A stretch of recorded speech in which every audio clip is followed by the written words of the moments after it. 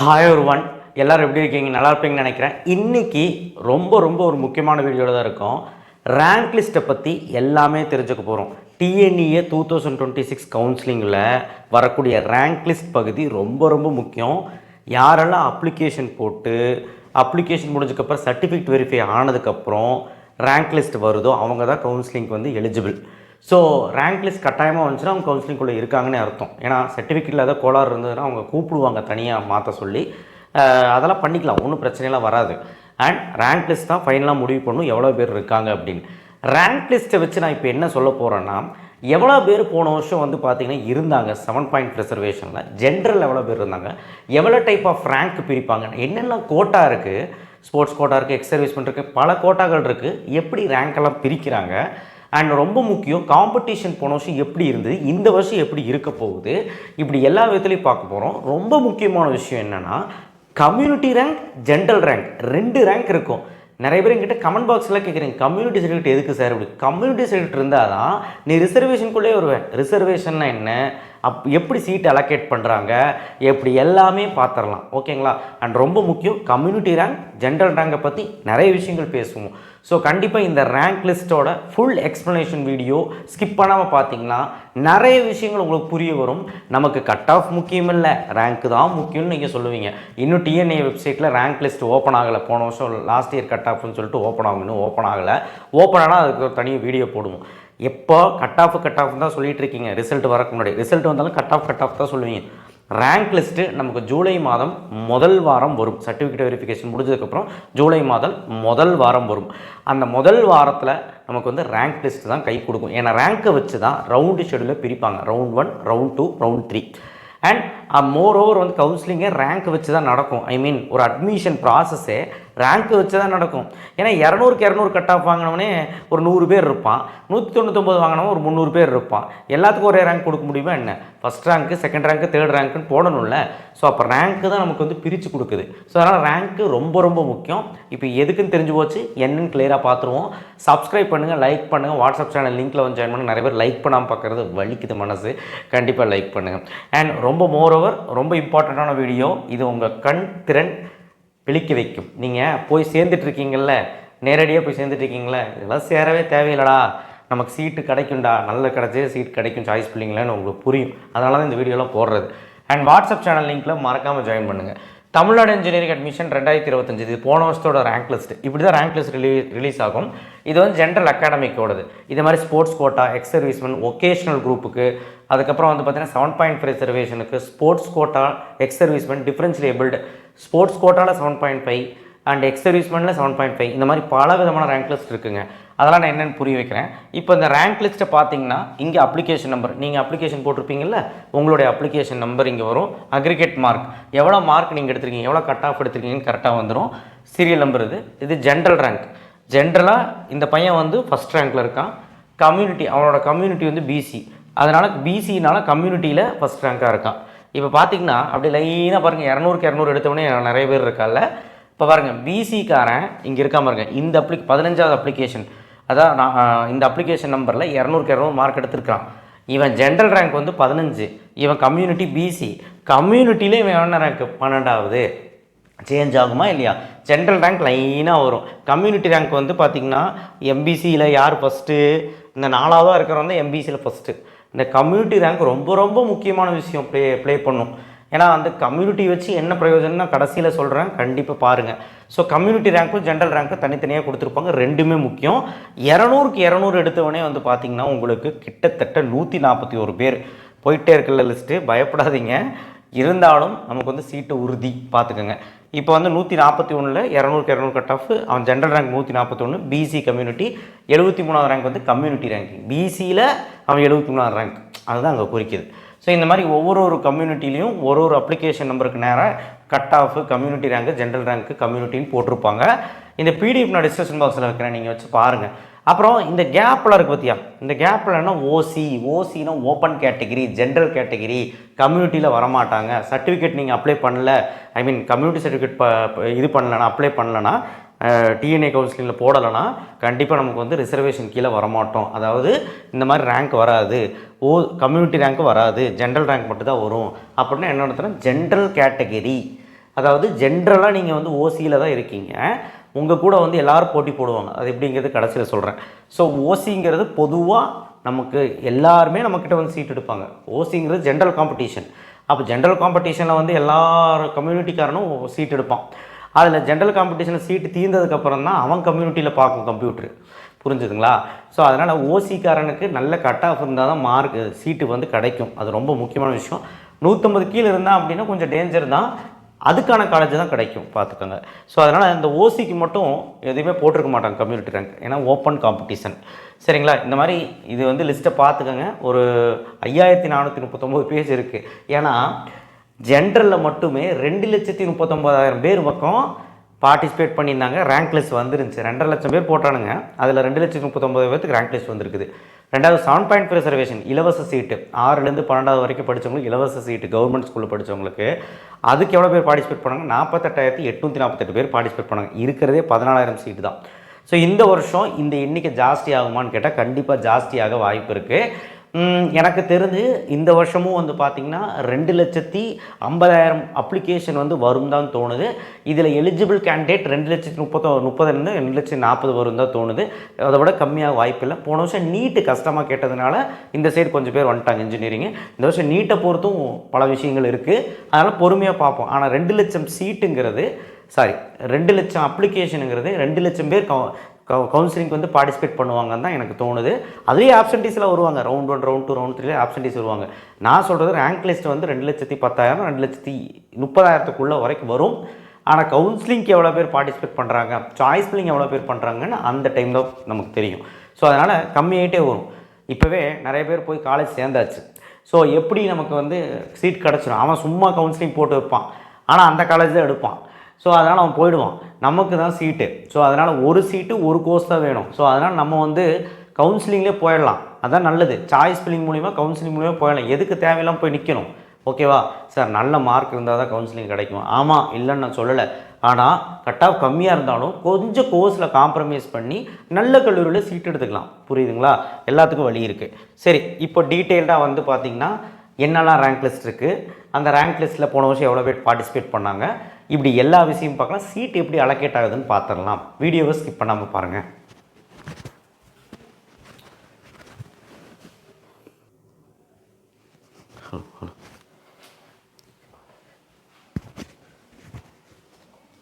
So பார்த்தீங்கன்னா special reservation counselling ஒன்று நடக்கும். ஸ்பெஷல் ரிசர்வேஷனில் ஜென்ரலில் sports quota, ex servicemen, differently abled இவங்களுக்கு எல்லாத்துக்கும் ரேங்க் லிஸ்ட் வரும். ஸ்பெஷல் ரிசர்வேஷன்லேயே 7.5 காரனும் இருப்பான். இதுலேயும் சாய்ஸ் ஃபில்லிங் லிங்க் ஓப்பன் ஆகும், இதுலேயும் சாய்ஸ் ஃபில்லிங் லிங்க் ஓப்பன் ஆகும். ஒருவேளை ஸ்போர்ட்ஸ் கோட்டாவில் 7.5 reservation, ex servicemen, sports quota, ex servicemen, differently abled 7.5ல். ஒருவேளை ஸ்போர்ட்ஸ் கோட்டாவில் 7.5லையும் ஜென்ரல்லையும் கிடைக்கலனா, இல்லைனா ஜென்ரலில் கிடைக்கலனா, நீங்கள் டேரெக்டாக வந்து பார்த்தீங்கன்னா ஜென்ரல் கவுன்சிலிங்கில் போய்க்கலாம். ஓகேங்களா? ஒருவேளை கிடைக்கலாம், ஜென்ரல் கவுன்சிலிங் ஆட்டோமேட்டிக்காக உங்களை கொண்டு போயிடும். 2 ஆப்ஷன் உங்களுக்கு கிடைக்கும். சரிங்களா? ஏன்னா ஸ்போர்ட்ஸ் கோட்டா சீட்டே வெறும் 500 சீட்டு தான் இருக்குது. அதில் 7.5 ரிசர்வேஷன் நினச்சி பாருங்கள் எவ்வளோ சீட் இருக்குன்னு. அதுலேருந்து 7.5% நீங்களே கணக்கு போடுங்க. ஸோ 500 சீட் தான் இருக்குது. எக்ஸ் சர்வீஸ்மென் அதோட கம்மி, டிஃப்ரென்ஷியபிள் அதோட கம்மி. ஸோ அதனால் சீட் இதில் கிடைக்கலன்னா பயப்பட வேண்டாம். நீங்கள் ஜென்ரல் கவுன்சிலிங்கில் பார்ட்டிசிபேட் பண்ணிக்கலாம். ஓகே, ஜென்ரலில் 7.5லையும் எலிஜிபிளாக இருப்பீங்க. புரிஞ்சிருக்குன்னு நினைக்கிறேன். ஒகேஷனல் வந்து பார்த்தீங்கன்னா ஸ்போர்ட்ஸ், அதுலேயும் ஒகேஷனல் ரேங்க், ஒகேஷனல் குரூப் எடுத்துருப்பாங்க இல்லையா, மேக்ஸ் மட்டும் சப்ஜெக்ட் இருக்கும், மீதி ஏதாவது 2 சப்ஜெக்ட் வேறு இருக்கும். ஆனால் எலக்ட்ரிக்கல் அந்த மாதிரிலாம் படிப்பாங்க. ஸோ அவங்க ஒகேஷனில் வருவாங்க. ஒகேஷனில் வந்து sports quota, ex servicemen, differentiable அதுலேயும் பிரியுது. அடுத்து ஜென்ரல் அகாடமிக் ரேங்க். இப்போ பார்த்தீங்களா, நான் ரேங்க் லிஸ்ட் காமிச்சல, ஜென்ரலாக ஃபஸ்ட் ரேங்க்லேருந்து லாஸ்ட் ரேங்க் வரைக்கும், அதாவது 200லேருந்து 77.5 வரைக்கும் கூப்பிடுவாங்க எப்பவுமே. ஸோ மொத்தமாக எவ்வளோ பேர் இருந்தாங்க போன வருஷம் அப்படின்னா, ஜென்ரலாக 2,39,299 பேர். 7.5 ரிசர்வேஷனில் மொத்தமாக ஜென்ரலில் 7.5 ரிசர்வேஷன் 46,848 பேர் இருந்தாங்க. ஒகேஷனல் டோட்டல் ஸ்டூடெண்ட்ஸ் எவ்வளோ பேர் இருந்தாங்கன்னா, ஜென்ரலாக 2,342 பேர். 7.5 ரிசர்வேஷனில் 524 பேர் இருந்தாங்க. ஒகேஷனில் எப்பயுமே கம்மியாக தான் இருப்பாங்க. ஒகேஷனில் ஒரே ரவுண்டு முடிஞ்சு போயிடும். அண்ட் ஜென்ரலில் வந்து 3 ரவுண்டு நடக்கும். சரியா? ஃபஸ்ட் ரவுண்டில் 180 வரைக்கும் கூப்பிடுவாங்க. 179லேருந்து 142 வரைக்கும் செகண்ட் ரவுண்டு கூப்பிடுவாங்க. இது அசம்ஷன் தான், இந்த வருஷம் எப்படி வேணாலும் மாறலாம். 142லேருந்து 177.5 வரைக்கும் கூப்பிடுவாங்க. சரிங்களா? இந்த மாதிரி நீங்கள் வந்து கட் ஆஃப் அடிப்படையில் இல்லை, ரேங்க் அடிப்படையில் பிரித்து கூப்பிடுவாங்க. சரிங்களா? அடுத்த ஸ்பெஷல் ரிசர்வேஷனில் 7.5ல் ஸ்போர்ட்ஸ் கோட்டாவில் 271 பேர் போன வருஷம் பார்ட்டிசிபேட் பண்ணியிருந்தாங்க. ஸ்பெஷல் ரிசர்வேஷனில் 7.5 எக்ஸ் சர்வீஸ்மேன் 11 பேர் பார்ட்டிசிபேட் பண்ணியிருந்தாங்க. டிஃபரன்ஸ் லேபிள் 103 பேர் பார்ட்டிசிபேட் பண்ணியிருந்தாங்க. அதாவது இவ்வளோ பேருக்கு ரேங்க் லிஸ்ட் வந்துருச்சு. ஸோ இவ்வளோ தான் இதில் இருக்காங்க. இல்லை சீட்டு ஏதோ ஒரு 2-3 பேருக்கு தான் கிடைக்கும், அவ்வளோதான் சீட்டே இருக்கும். ஸ்பெஷல் ரிசர்வேஷனில் ஸ்போர்ட்ஸ் கோட்டாவில் 2112 பேர் அப்ளை பண்ணாங்க. இருக்கிறதே 500 சீட்டு. எவ்வளோ பேருன்னு பாருங்கள். எக்ஸ் சர்வீஸ்மேன் வந்து 403, டிஃப்ரென்ஸ் லேபிளுக்கு 1220 பேர் வந்து பார்ட்டிசிபேட் பண்ணாங்க. இதெல்லாம் காம்படிஷன் எப்படி இருக்குன்னு நான் காட்டுறேன். இந்த வருஷம் எப்படி காம்படிஷன் இருக்குன்னு நான் சொல்கிறேன். கண்டிப்பாக இந்தளவு கண்டிப்பாக இருக்கும். நீங்கள் சீட்டு கிடைக்கலாம், ஜென்ரலில் கூட எடுத்துக்கலாம். ஒகேஷனல் 7.5ல் டிஃப்ரென்ஸ் லேபிளில் 2, ஓகேங்களா. ஒகேஷனலில் டிஃப்ரென்ஸ் லேபிள், ஒகேஷனில் வரக்கூடிய டிஃப்ரென்ஸ் லேபிளில் 5 பேர் தான். எக்ஸ் சர்வீஸ்மேனில் 3 பேர், அவ்வளோதான். அடுத்த general rank, general rank list வந்துச்சு இல்லையா, இவ்வளோ பேருக்கு வந்துச்சு இல்லையா, அது வந்து கேட்டகரி வைஸ், கம்யூனிட்டி வைஸ் வந்து பார்த்திங்கன்னா எவ்வளோ பேர் பார்ட்டிசிபேட் பண்ணியிருந்தாங்க பாருங்கள். உங்கள் கம்யூனிட்டியில் எவ்வளோ பேர் இருக்குன்னு தெரிஞ்சுக்கணும்ல. ஏன் தெரிஞ்சுக்கணும் சார்? ஏன்னா நான் முதலே சொன்னேன், ஜென்ரல் ரேங்க் வச்சு தான் சீட் அலோகேட் ஆகும். ஆனால் கம்யூனிட்டி ரேங்க் எங்கே ப்ளே ஆகும்னா, ஓசியில் சீட் இல்லைன்னா நம்ம கம்யூனிட்டியில் எவ்வளோ சீட் இருக்குன்னு பார்க்கும். அப்போ நம்ம கம்யூனிட்டியில் எவ்வளோ பின்னாடி இருக்கோம், எவ்வளோ முன்னாடி இருக்கோங்கிறத பார்த்து தான் சீட்டு கொடுக்கும். அதனால் கம்யூனிட்டி ரேங்க் முக்கியம், கம்யூனிட்டி சர்டிஃபிகேட் ரொம்ப முக்கியம். ஓசியில் ஓப்பன் கேட்டகரியில் 8831 பேர் இருந்தாங்க. பிசியில் மட்டுமே 1,04,215 பேர் இருந்தாங்க. பிசிஎம்மில் 12,362 பேர் இருந்தாங்க. எம்பிசியில் 72,095 பேர் இருந்தாங்க. எஸ்சியில் 34,738 பேர் இருந்தாங்க. எஸ்டியில் கம்மி தான் 1,493 பேர். எஸ்சியில் கம்மி தான் 5,565 பேர் இருந்தாங்க. ஸோ இதுதான் வந்து எம்பிசிலையும் பிசிலையும் மட்டும் போட்டி ஜாஸ்தியாக இருக்கும் எப்போவுமே. ஏன்னா அதில் அதிகமாக இருப்பாங்க. எம்பிசியில் கூட ஓகே, அண்ட் பிசி பார்த்தீங்களா. ஸோ அடுத்து 7.5 ரிசர்வேஷன் 46,000 பேர் பக்கம் ரேங்க் லிஸ்ட் வந்துருச்சு. எவ்வளோ பேர் பார்ட்டிசிபேட் பண்ணாங்க பாருங்கள். ஓசியில் 577 பேர், பிசியில் 14,500 பேர், பிசிஎம்மில் 1,377 பேர், எம்பிசியில் 18,840 பேர், எஸ்சியில் கம்மி தான் 8,863 பேர், எஸ்டியில் 500 பேர், எஸ்சியில் 2,162 பேர், 192 பேர். இதில் எல்லாத்துக்கும் சீட்டு கிடைக்குமாங்க சார்? 7.5ல் டவுட்டு தான். 14,000 சீட் தானே இருந்தது போன வருஷம். இந்த வருஷம் ஒரு 2,000 சீட்டு இன்க்ரீஸ் ஆகும். ஸோ கண்டிப்பாக வந்து பார்த்திங்கன்னா சீட்டில் வந்து கிடைக்கலன்னா நம்ம ஜென்ரல் எடுத்துக்கலாம். ஏன்னா 7.5 ரிசர்வேஷன் பொறுத்த வரைக்கும் நான் தனியாக ஒரு வீடியோ போடுவேன். அவங்களுக்கு 2 லிங்க் ஓப்பன் ஆகும். 7.5லையும் பண்ணணும், சாய்ஸ் ஃபில்லிங் பண்ணணும், ஜென்ரல்லையும் பண்ணணும் சாய்ஸ் ஃபில்லிங். ஸோ 2ல் எதோ ஒன்றாலும் பண்ணிக்கலாம், இல்லை 2மே பண்ணிக்கலாம், உங்கள் ஆப்ஷன் தான். ஆனால் 7.5ல் தான் வேணும்னா 7.5ல் கரெக்டாக சாய்ஸ் ஃபில்லிங் பண்ணால் தான் கிடைக்கும். கிடைக்கலன்னா ஜென்ரலில் கிடைக்கும். என்ன கேட்டால் 2லையுமே சாய்ஸ் ஃபில்லிங் பண்ணுங்கன்னு தான் சொல்லுவேன்.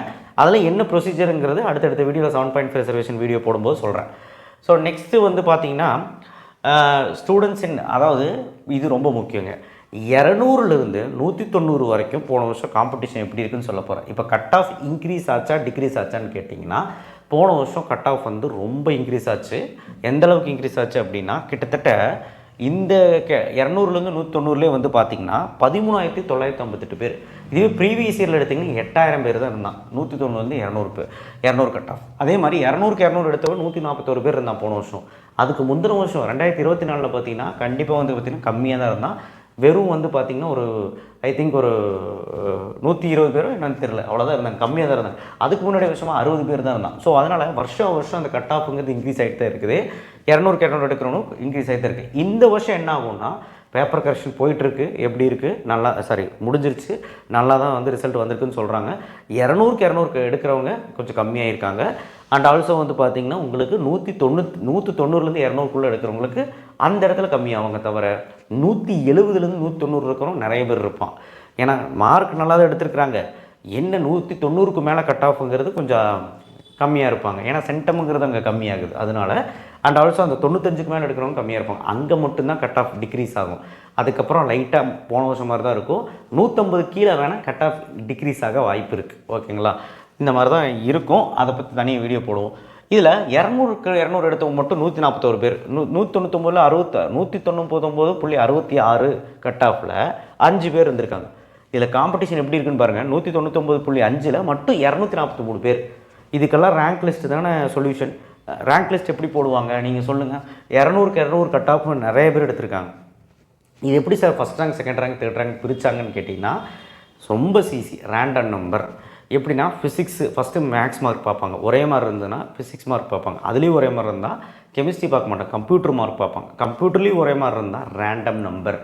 அப்ளிகேஷன் போட்ட எல்லாத்துக்குமே ரேண்டம் நம்பர் ஒன்று ரிலீஸ் ஆகும், டை பிரேக்கர்னு சொல்லுவாங்க. அந்த நம்பர் எல்லாத்துக்கும் வேறு நம்பராக இருக்கும். யாருக்கு அது கம்மியாக இருக்கோ அவங்க முன்னாடி, யாருக்கு அது அதிகமாக இருக்கோ அவங்க பின்னாடி. ஸோ இதை வச்சு அவங்க குழுக்கள் முறையில் எடுத்துருவாங்க. குழுக்கள் நம்பர் அப்படின்னு கூட சொல்லலாம். இதை வச்சு அந்த ரேங்க் ஸ்ப்ளிட் ஆகிடும். ஓகேங்களா?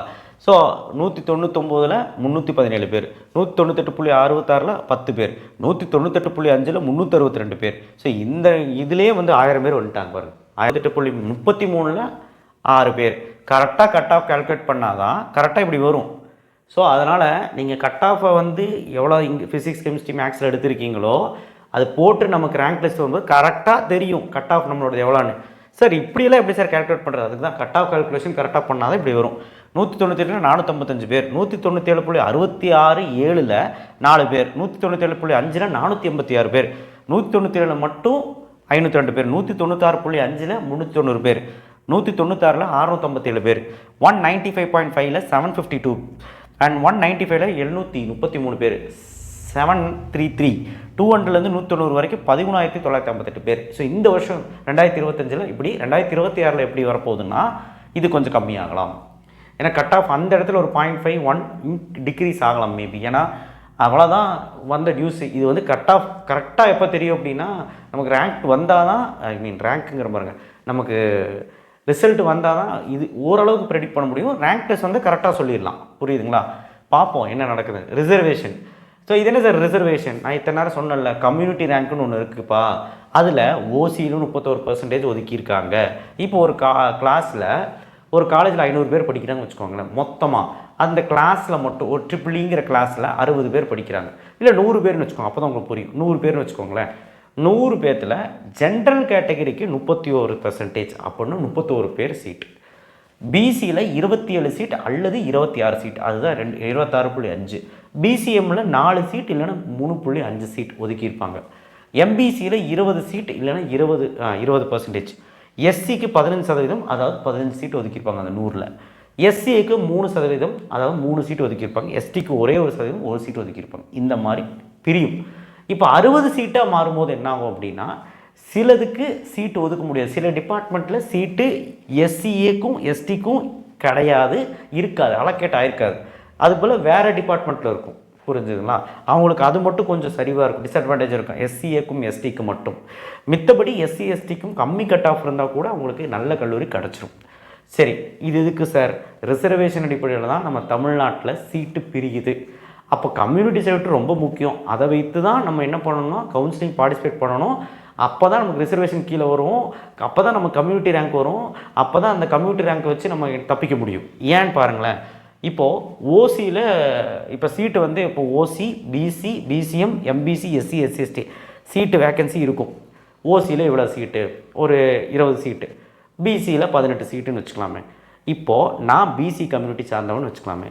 ஓசியில் ஃபஸ்ட்டு கம்ப்யூட்டர் செக் பண்ணிவிட்டு, கம்ப்யூட்டர் வந்து நீங்கள் வந்து சாய்ஸ் ஃபில்லிங் வச்சுருக்க, பிஹெச்சியில் கம்ப்யூட்டர் சயின்ஸ், பிஹெச்சியில் இசிஇ, ஜிசிடியில் கம்ப்யூட்டர் சயின்ஸ், ஜிசிடியில் இசிஇ, இந்த மாதிரி சாய்ஸ் ஃபில்லிங் வச்சுருக்கிறேன். கம்ப்யூட்டர் தனியாக செக் பண்ணிட்டு வரும். மேலே வந்து ஓசியில் ஃபஸ்ட்டு இருக்கா, பிஹெச்சி கம்ப்யூட்டர் சயின்ஸில் ஓசி கேட்டகரியில் இவனுக்கு சீட் இருக்கா, உங்கள் ஜென்ரல் ரேங்கை கையில் எடுத்துகிட்டு செக் பண்ணிட்டு வரும். அடுத்து ஓசியில் சீட் இருக்கா, அது அடுத்த சாய்ஸில் ஓசியில் சீட் இருக்கா, இப்படி எல்லா சாய்ஸுமே செக் பண்ணிட்டு வந்துட்டு எதுலேயுமே சீட் இல்லைனா திரும்ப உங்கள் பிசி கம்யூனிட்டியில் சீட் இருக்கான்னு பார்க்கும். பிசி கம்யூனிட்டி கையில் எடுத்துகிட்டு சீட் இருக்கான்னு பார்க்கும். அதனால தான் அந்த கம்யூனிட்டி ரொம்ப முக்கியம். இதுவே ஓசியில் மட்டும்தான் ஒரு பையன் இருக்கான்னு வச்சுக்கோங்களேன், ஓசி தான் இருக்குது, ஜென்ரல் கேட்டகரியில் வரேன்னு வச்சுக்கோங்க, ஓசியில் மட்டும்தான் செக் பண்ணும். அப்போது உங்கள் கம்யூனிட்டி இல்லை, அப்போது ஓசியில் பிஹெச்சியில் கம்ப்யூட்டர் சயின்ஸ் இருக்கா, பிஹெச்சியில் இசி இருக்கா, ஜிசிட்டியில் கம்ப்யூட்டர் சயின்ஸ் இருக்கா, ஜிசிட்டியில் இசி இருக்கா, செக் பண்ணிகிட்டே வரும். சீட் இல்லைன்னா நாட் அலர்ட்னு வந்துடும். சீட் இருந்தால் எடுத்து கொடுத்துரும், லாக் பண்ணிவிடும், அவ்வளோதான், அதோட ஸ்டாப் ஆகிடும். ஸோ புரிஞ்சிருக்கும்னு நினைக்கிறேன். சாய்ஸ் ஃபில்லிங்கில் தெளிவாக சொல்லியிருப்பேன். சாய்ஸ் ஃபில்லிங் வீடியோன்னு ஒரு வீடியோ போட்டிருக்கேன், நிறைய பேர் பார்க்கவே இல்லை. சாய்ஸ் ஃபில்லிங் முழு விவரம்னு சொல்லிட்டு ஒரு வீடியோ போட்டிருக்கேன், தயவு செய்து இந்த வீடியோவை பாருங்கள், உங்களுக்கு தெளிவாக புரியும். அதில் சீட் அலோகேஷன் பற்றி நல்லா சொல்லியிருப்பேன். அப்போ அதில் போய் பாருங்கள், உங்களுக்கு சீட் அலோகேட் ஆகிறது புரியும். எப்பவுமே ஜென்ரல் ரேங்கை வச்சு தான் சீட் அலோகேட் ஆகும். ஆனால் யாருக்கெல்லாம் கம்யூனிட்டி அடிப்படையில் சீட்டு ஒதுக்குதோ ஜென்ரலில் வந்து செக் பண்ணிவிட்டு கம்யூனிட்டியில் செக் பண்ணும், டபுள் செக் பண்ணும். ஸோ கண்டிப்பாக நமக்கு ஜென்ரலில் கிடைக்கலனா கம்யூனிட்டியில் கிடைக்கும். அதனால தான் இந்த ஜென்ரல் கேட்டகரி பசங்களுக்கு சீட்டே கிடைக்கிறதில்ல. ஏன்னா எல்லாருமே போட்டி போடுவாங்க. எஸ்சி, எஸ்டி, எம்பிசி, பிசிஎம் எல்லாருமே போட்டி போடுவாங்க. இப்போ பிசிஎம்மாக இருக்குன்னு வச்சுக்கோங்க, நான் ஓசியில் செக் பண்ணிட்டு இல்லைனா பிசிஎம்மில் தான் செக் பண்ணணும். அந்த மாதிரி புரிஞ்சுதுங்களா?